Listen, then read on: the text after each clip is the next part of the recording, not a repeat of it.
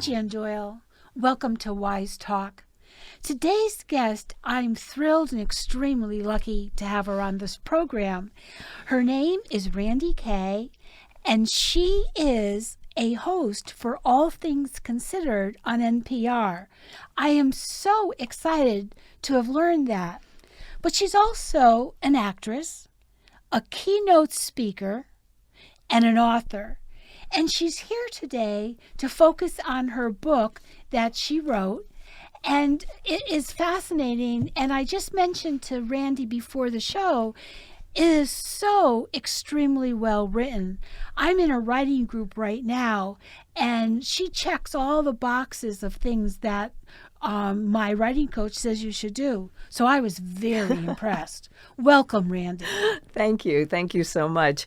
Let me clear up the All Things Considered host. I am a local host, which means that their national programming comes to our NPR affiliate radio station, and I do the local news and local features.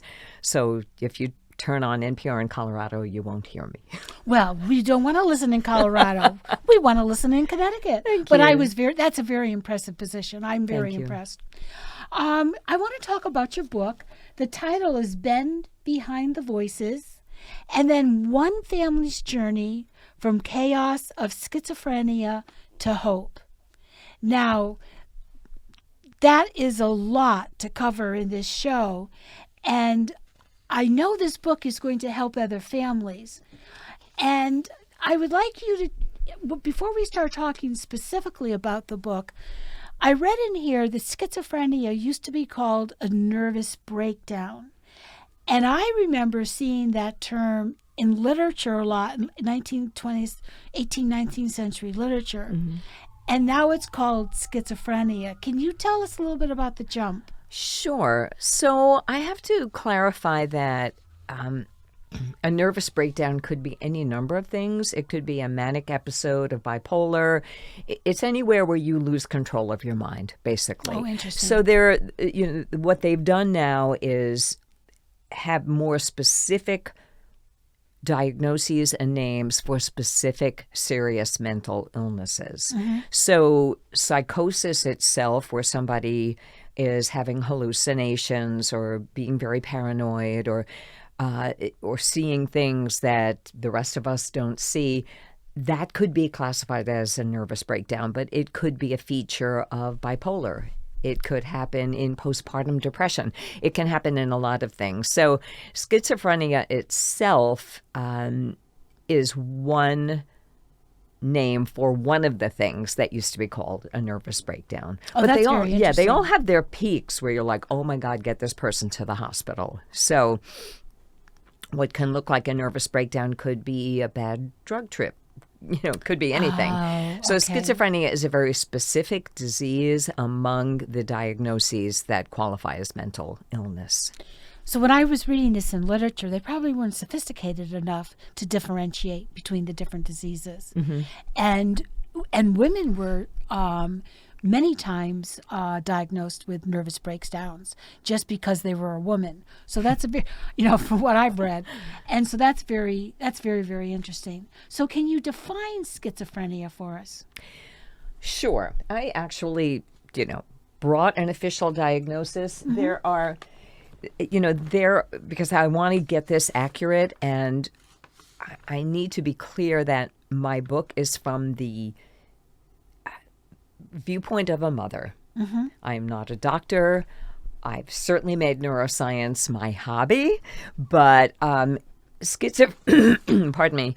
So schizophrenia is an illness of the mind where it's called a thought disorder, where your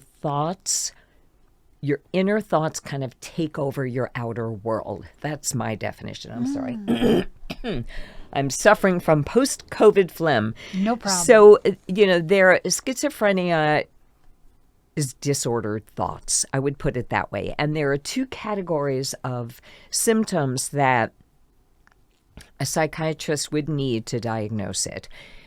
One side are positive symptoms, which doesn't mean they're good. It means they are symptoms added to your personality. For instance, if you get COVID, a positive symptom is fever or runny nose, or they're added to your personality. A negative symptom is something that is taken away. Like when you have the flu, you may lose your energy. When you have COVID, you may lose your sense of taste or smell. That is a negative symptom.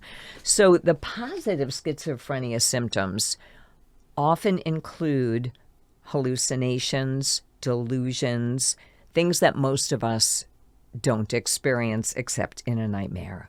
So that's interesting. Yeah. So and they often call that psychosis. So if people are like, oh my God, the mafia is after me, they're at the door, or that person's talking about me, those positive symptoms are added to your personality, and they're very frightening. It's like living inside a nightmare. That's how I imagine it. The negative symptoms are just as devastating, and they take away your ability to feel joy, your ability to plan a productive day, your ability to love fully and wholly.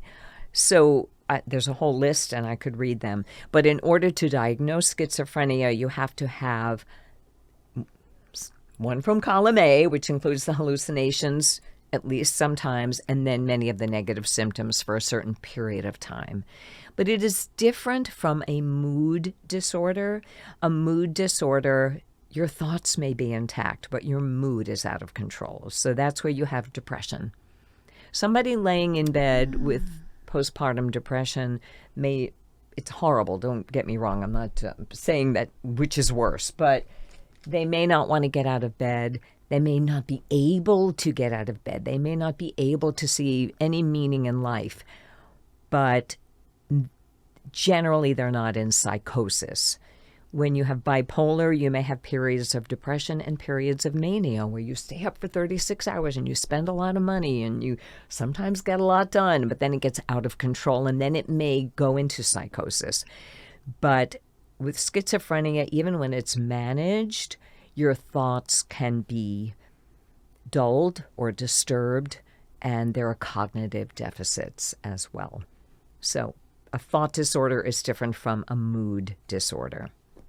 You are very educated on this topic. It has helped me to cope with my son. Yeah, and I'm thinking I never, just in my everyday life, have made such distinctions between different diagnoses that you're talking about. And I probably have used those words, bipolar or postpartum depression, without putting much thought behind what I was really saying. Until you have someone in your family that has one of these illnesses, why would we need to learn about it? Well, that's an interesting comment. Now, going back to this, do you need a doctor to diagnose it, or can a family member? You have to have an official. You have to have an official diagnosis to get medication. So, and that can be very, very difficult. I mean, I have to say, my book is more of it's a memoir about the changing relationship with my son as he developed schizophrenia and continues to deal with it. It is a brain illness. So, but I do include chapter guideposts of information so as not to interrupt the story, but that people can read the memoir, and if they're going, well, why won't they take their meds? Well, I know you read it, so it's in gray. There's chapter guideposts about it. I have to tell you, I found those guideposts extremely interesting, and your technique. I'm hoping, as an aside, you write more books, because this is so well written. Thank you. It's unbelievable, and I don't know why it wasn't a bestseller on the New York Times bestseller list. Me neither. Yeah, and I think we should do something about that. The book is 12 years old, although the updated version is available as an audiobook. This was traditionally published. You know, these days people can self-publish a book or hybrid publish a book. This was published by Rowman and Littlefield. They've now been bought out by somebody else, can't remember who. And it came out in 2012. And it was published, you learn a lot about publishing when you get a publisher, as a trade book, but it was focused on academics too. I don't know. It sold very well. I had an advance. I made some money on it. If a million people want to go out and buy it, it could shoot right up to number one on the list. But it's still available. It's still in print. And thank you for the compliment. Now, you would find this on Amazon. You sent me a copy of the book, so I didn't have to go look for it. But you could find it on Amazon? Sure. You can find it on Amazon. When it came out, it was in the bookstores, but it's not a current book anymore, so you probably won't find it in Barnes & Noble, but it's in many libraries. And as I said, it was traditionally published. So when you're traditionally published, you get a review in Publishers Weekly, and you get a Kirkus review and all those things. If you choose to publish it without the help of a traditional publisher, then you have to pay for those things. It's a very different path. Yes. But I'm very proud that I had a literary agent. She found a publisher. It got published. They help you with the cover and the design of the book and help you proofread it. Nobody helped me edit it, though. I did that myself. But well, heck of a job. Thank you. Let me just ask you, now, do you think only families who are dealing with schizophrenia would be interested in this book, or do you think it would reach other families? It's a good question. I see it as a memoir similar to Angela's Ashes, or any memoir of anybody or any family that's been through hardship and come out the other side in a very realistic sense. So when I decided to write the book, a consultant said, how is your book the same as other books, and how is it different? So at the time, there were books about schizophrenia, but they weren't very hopeful. And they weren't from the mother's point of view. So A Beautiful Mind is an example. I read one called The Day the Voices Stopped. It was from the point of view of someone who had schizophrenia. Any book that was written by a parent at the time often ended in the suicide of their loved one or just the loss of their loved one to the streets. Many people with schizophrenia not in treatment, and I'll make a very important point about that in a moment, they wind up in jail or homeless or dead, which is why family support is so important. So I wanted to write a memoir that explained what it was like from the family's point of view. And to include my son in this, I had his permission to use his poetry and to change his name, because his real name is not Ben, but that's the name we chose together. And the book ended in a place of realistic hope. And I know you read the book. The book ends in 2012 with the fact that my son was stable on medication. He was living in a group home because it was better for the family and for him, in my opinion. And he was beginning to go back to college. He was not employed at the time. And at the end of the book, the point I make is he may never be able to work. He has a disability. He has a brain illness. But that doesn't make his life not worth living, and it doesn't make him not worth loving. And that is the point I wanted to make.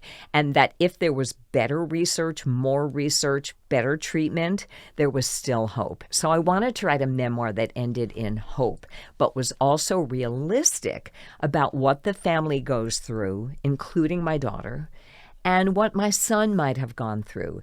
So I wanted to spur more attention to be paid to treatment, more empathy for the family and what they've gone through, because there were many decades where families were blamed for schizophrenia. They thought it was a psychological problem, which it is not. It is a brain illness. And I wanted people with schizophrenia who were aware enough to know they had the illness to understand their families better. And I did get some fan mail from people in that situation. And I wanted families to know they were not alone. And I wanted practitioners to understand what the families have gone through by the time they meet them. Because it can be easy to meet family members of someone with severe schizophrenia and go, oh, the family's crazy. No wonder, because we're at our wits' end by the time they meet us. That is such an interesting point that you just made. Very interesting. I don't want to get off topic and talk about my issues that I've had. I met my sister when I was 48 because she was put in an institution when she was 6 because she was blind and mentally challenged. And I'm currently writing a fictionalized memoir literature on it, and I'm learning a lot. But you, about that whole situation, but you targeted some words. Just because one has these disabilities, it doesn't mean they're not worth loving. I'm getting chills as I'm talking to you. So, but I want to go, I could easily get off topic, and that's not my job. So I want to go back and ask you some of these questions that I had already thought about. Is schizophrenia inherited? The the most recent theory is that it is related to DNA. It is heritable, but not necessarily inherited. Define. So distinguish. there's first of all, schizophrenia is a collection of symptoms. There are many different ways to have schizophrenia. So, and the research has shown that it is in the DNA, but often something can trigger it. And so you may have it in your DNA, just like you might have Alzheimer's in your DNA, and it doesn't show up until old age, usually. If it were totally inherited, identical twins would both have it. Mm-hmm. And there's case after case of identical twins where one develops schizophrenia and one does not. So it's not entirely inherited necessarily. If you have family members with schizophrenia, your chances of developing it are greater, but not certain. So am I concerned about my daughter's children? We'll keep our eyes open. Oh. If you have two parents with schizophrenia, your chances are greater, but it's not 100%. So they feel that it's kind of laying in wait in the DNA, and that sometimes what they call a second hit of stress can trigger it. And very often, increasingly, they're finding now that marijuana can trigger it. More and more, especially marijuana the way it is now. There are many. I have a podcast called Schizophrenia, 3 Moms in the Trenches, and we often have people on. And I used to think my son used marijuana because his brain was starting to change in his teens and it calmed his brain down. I believed his marijuana use was a result of his schizophrenia. I have changed my mind, as I think people should when they get new information. Absolutely. I am a big fan of flip-flopping if you get new information and you're open-minded enough to change your mind. Right. I couldn't agree more. So I now believe, and I could do a political aside on that, but I won't. I now believe that had he not used marijuana, he might not have as severe a case as he has. Marijuana, the way it is now, can definitely trigger psychosis and can trigger schizophrenia, I believe. That is so interesting, especially with all the stores that are popping up for selling it, and the acceptance of it. Was there schizophrenia in your history in with ancestors? Is the word I'm trying to say. So I often get that question, and often the question is asked because people are going, I want to make sure my kid doesn't get it. So I understand the question. No, there is no schizophrenia in my family. My ex-husband, who is the father of Ben, had alcoholism and drug abuse. And as I began to learn about the illnesses, once I realized my son had schizophrenia, I made it my business to learn everything I could. And if you're watching this or listening to this, I want you to know that there is a class, I mentioned it in the book, very helpful. It's called Family to Family, and it is free, and it's created by NAMI, the National Alliance on Mental Illness. And if you look up your local NAMI chapter, there are family-to-family classes that are offered on Zoom. I teach them. I train people in Connecticut to teach them because it's my way of giving back. Learning about my son's illness was my first line of defense. Didn't fix him, but it helped me to know what was going on and how to cope. And one of the things I learned is that a big symptom of schizophrenia is called anosognosia. And what that means is you don't know you have the illness.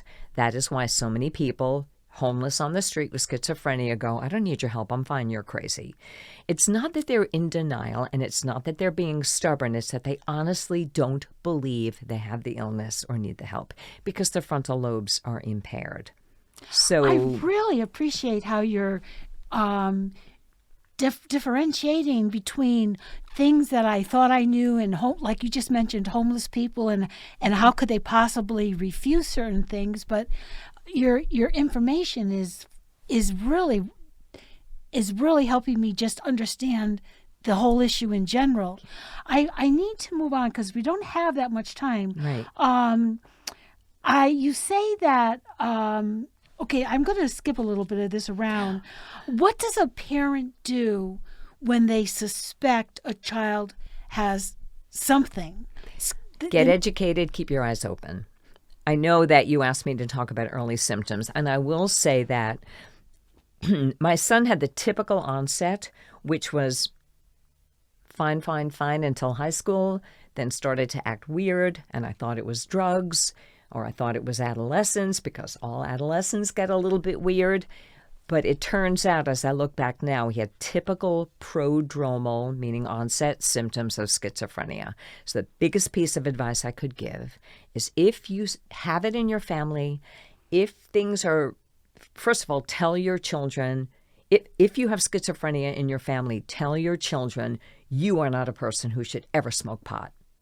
Oh, that's a good point. Educate your children about marijuana, especially if it's in your family. And especially if they're getting pot from their friends or off the street. It is a dangerous drug now. It's not the pot of the 60s. I wish someone had said to me, your son's having problems in school. His grades are slipping. He's getting more isolated. That's not like him. He's starting to say strange things. Maybe it could be the onset of schizophrenia. We don't know for sure because he hasn't had psychosis. But here's a pamphlet. Educate yourself, because the family is the eyes and ears. They can keep your mind open, keep your eyes and ears open so that you know what to look for. The research after research study confirms the earlier you catch it, the better the outcome. You know what? Also, I'm a retired classroom teacher. I taught from grades 1 to college, actually. Wow. And I'm thinking when I was teaching high school, I was in the perfect position to see the things that you just mentioned. If a child is acting in one way and then changes, to be aware of it and notice it. And I'm even thinking keeping a log. We were wonderful at keeping logs, and so that we had something to report. Because I think an educator is also the next step after a parent. Who has Educators, school counselors. I was shocked to find that very often programs to train school psychologists and counselors have serious mental illness as an elective. They should, I would totally advocate for anyone training to be in the school system to have a thorough understanding of what mental illness looks like as it's beginning to develop in kids. And nobody wants to be the bearer of possible bad news. I'm sure nobody wanted to say to me, I hope I'm wrong, but these could be early symptoms of schizophrenia. Maybe not, I hope not, but just in case, here's some information. Keep your eyes open. come back to us if you see any of the following things. Yeah, contact your doctor. We're running out of time and a lot of questions. And we're going to be putting up your website, which is www.randyekaye.com. And I highly recommend people go to your website and contact you. I know you give talks on this. They must be fascinating. I'm thinking I would love to attend one. And if you have any other questions, if you'd like to, that we covered today, and you rather contact me and I could contact Randye, you can email me at wiseworks365@gmail.com.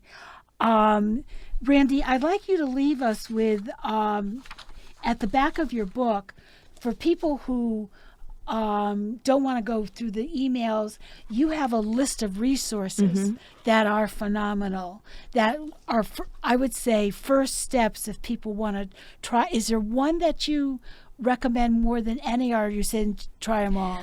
I would say for mental illness in general, NAMI, the National Alliance on Mental Illness, they these days are focusing a little bit more on more of the mood disorders, but the family to family class will teach you about all of the illnesses, and you learn more than you need and you take what you need.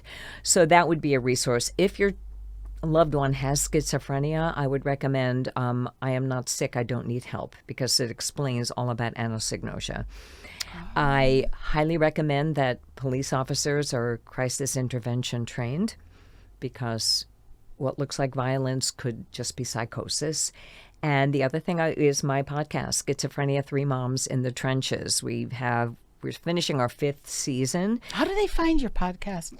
Wherever you get your podcasts, or just Google Schizophrenia 3 Moms. It'll pop up. We have interviewed people with schizophrenia, people with spouses with schizophrenia, siblings. We interviewed our own daughters. We've interviewed psychiatrists, and we've interviewed people to help you get Social Security. There's a lot of topics. And so that is, you can get there's 125 episodes. So you're going to have to pick and choose because they're about an hour each. But look and see, listen to the first few episodes and then listen to the episodes that are helpful. We have, suicide awareness, psychosis awareness, things about marijuana. So those are the resources I would recommend. Thank you. Thank you so much for coming on My Wyse pleasure. Talk.